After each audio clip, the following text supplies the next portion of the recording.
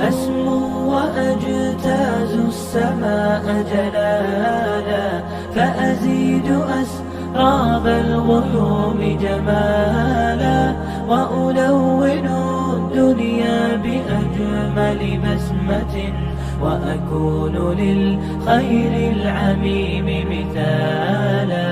أسمو وأجتاز السماء جلالا، فأزيد أسراب الغيوم جمالا، وألون الدنيا بأجمل بسمة، وأكون للخير العميم مثالا.